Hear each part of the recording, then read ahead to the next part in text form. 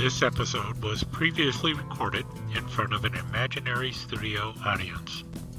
Time for Fun Knife Friday! Hi, all you knife chatters out there. It's your old pal Jackalope Jake from the Don't Get Eaten by a Bear Foundation. I'm filling in for Skip deSheau's for his Fun Knife Friday. We have some great best of Fun Knife Fridays coming up. As you know, Skip is recovering after being eaten by a bear. But he will be back soon. Honest, he will. With that said, let's get started on these best of Fun Knife Fridays with Skip deSheau's. Hi, all you knife chatters out there. Your old pal Skip deSheau's back at you. It's Friday. You know what that means. Another Fun Knife Friday. What's that? You're not in the mood for a Fun Knife Friday? What's that? Oh, man.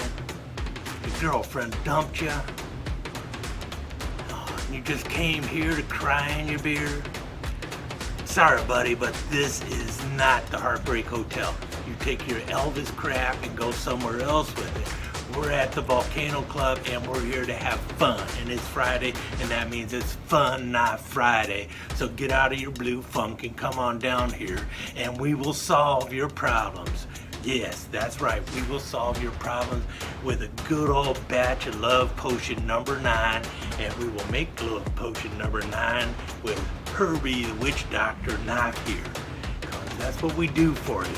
We have a special knife just for making Love Potion number 9. Let's do the first pocket dump first.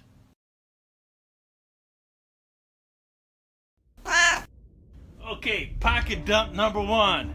One knife dude comes up to another knife dude and goes, "Hey man, what you carrying today?"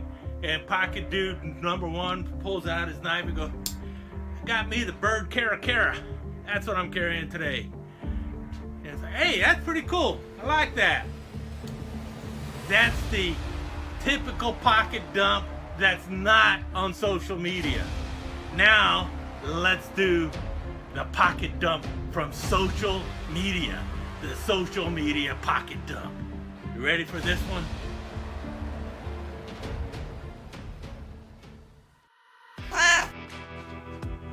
Hey, all my social media fans out there, let's have a pocket dump. Ah, cool, man. Let's do a pocket dump. That sounds like a great idea. Well, let's see. On my left hip there, I got my Rough Rider 1093 Saigon sidekick, and it also got the little GI toothpick with it. And then, in my left front pocket, one of the things I'm carrying is my case folding machete. And then I also got in my left front pocket, let's see here, I got my, I always carry a butterfly with me. And then I also got my Swiss Champ, that's in my left pocket. Then moving over here to my right side, well, can't leave home without your D-guard buoy, so I always got my D-guard buoy on my right side. And then, who would leave home without their tactical combat tomahawk? So I got that over on my right side too. And then down there on my right boot, I always carry my white smooth bone ski and do. So I've got that down there. Oh, I forgot, over on my left boot, well, got that little tricky thing there, my little olive wood handle Damascus push dagger. That's over on my left boot. And then what else do I almost forgot. Around my neck here, well, got my Lucky Charm there, my Rat Fink Ed Big Daddy Ross Surfer Cross. And then, well, who would leave home without, I got my little pink Izula, gotta have that with me, and my top cheetah, got that with me. And then for a backup, I combat ready little dagger, my little neck dagger for there. So I got all that around the neck. So what else do I got? No, I got more than just that. Oh yeah, forgot. Got the old Ganzo Firebird with the G-Lock. And got my Spyderco Paramilitary 3. Got those too. Could have swore I got more than just that. I feel like I'm traveling a little light today. Wait, now I remember. In my crotch, got the old Field and Stream gut hook Skinner. Little dude. In case I need to go out there and circumcise somebody. You know, you never know when somebody's going to sneak up on you and it's like, you need to get circumcised. And of course, right up here, just in case, got my Artisan Corsair. And yeah, obviously, like all the rest of you out there, I got my Go Pack, but I'm not going to go through all that.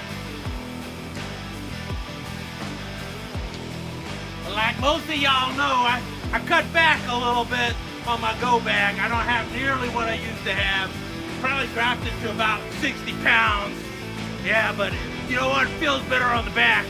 And I got rid of some of that unessential stuff like toilet paper and crap like that. Anyway, hope you enjoyed my pocket dump. Looking forward to yours. And the thing is they can do everything with it. You can stop a blaster shot with it, right? Boom, boom, boom, and stop blaster. Yeah, I bet you. This thing is coming at you at the speed of light, and because you got such great reflexes, because you're some kind of magical Jedi, you can wave it around and stop somebody from shooting you. I bet you, in real life, somebody could pop around through you with no problem.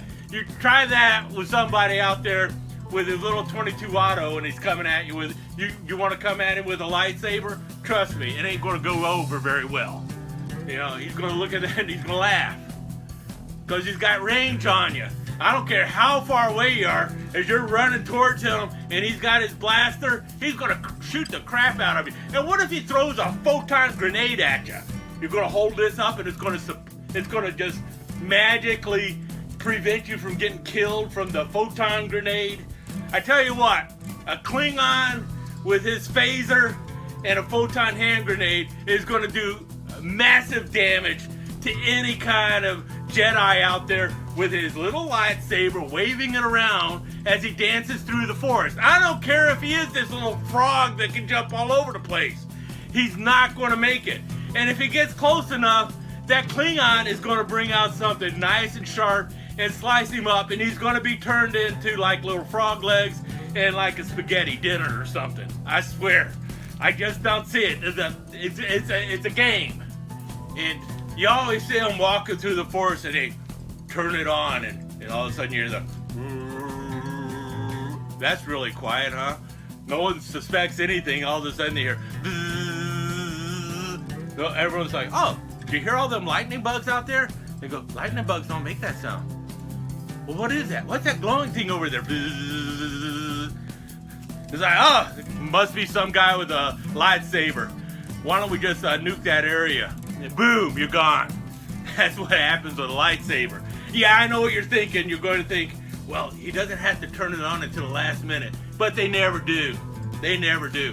And what's he going to do? Turn it on at the last second, get up right behind you and turn it on? It's going to be that stealthy, get up right behind, and then he's going to shoot it, and as soon as he shoots it, go right through you, and he's going to, and yeah, his cover's blown. Somebody else with a real proper knife, a proper, fantasy knife, Klingon come up behind you with this, the only sound they're going to hear is the gurgling sound coming out of your throat when the Klingon slices it open. That's what a Klingon's going to do with his fantasy blade. And hey, Klingons aren't stupid. They don't go after you first with the knife blade. They like the knife because it's up close and personal and deadly and scary. That's why the Klingon likes that. It's like part of tradition. This is tradition. Lightsaber, well, that's just some hokey religion or something like that. I can't remember. But that's nasty and mean. That's what the Klingon wants. He wants his fantasy blade. because he's also got the photon hand grenades and he's got the blaster or phaser or whatever you want to call it, and he's going to shoot the crap out of you before you even get close. When he brings this out, it becomes personal. Very personal. That's what the Klingon does with the knife. It suddenly became very personal. He's going to look at you, you're going to pull out that lightsaber, and he's going to look at you and go, well, boom, going to shoot you. And then when the lightsaber's not in your hand anymore, he's going to pull this out and gut you. That's what the Klingon's going to do.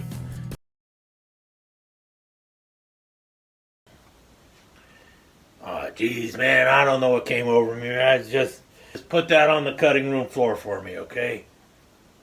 Promise? All right, I'll come back in. I'll do a new one. This episode was previously recorded in front of an imaginary studio audience.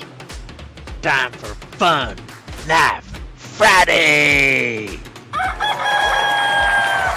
Hello, you knife chatters out there. Your old pal Skip the Show back at you again. It's going to be another Fun Knife Friday, but before I get started on that, I got to tell you about an experience I had last weekend. And it was a ball. It was the most fun I've had in a long time. Should have been going to them a long time ago, really. But I always thought they were kind of hokey. But my nephew, he comes up to me and he goes, hey, Uncle, how about coming out to the Shoot to Kill paintball arcade with me this weekend? And I say, sure, what the heck? I've heard about them. You're always talking about them. Yeah, I guess I'll go with you. And so I go out there with my nephew and having a ball. It's a lot of fun. Man, I'd never thought I'd have that much fun again. It's like I was 20 years old all over again.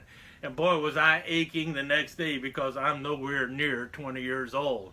But anyway, I was just having a great time out there, you know, just shooting to kill. I got my paintball gun, I'm shooting everybody and everything else. And the idea was to go capture the enemy's flag. And well, I was doing great. I was advancing, getting up there, and then I ran out of ammunition or my gun jammed or something. Anyway, I couldn't shoot anymore.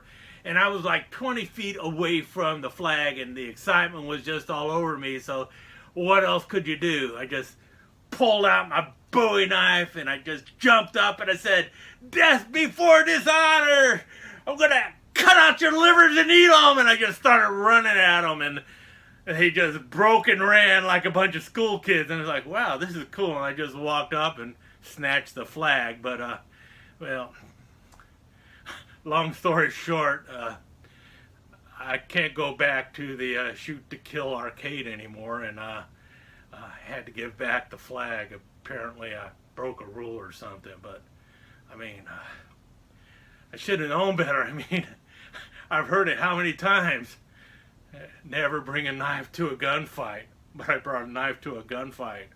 So unless you want to get barred for life, don't bring a knife to the Shoot to Kill paintball arcade. Alright,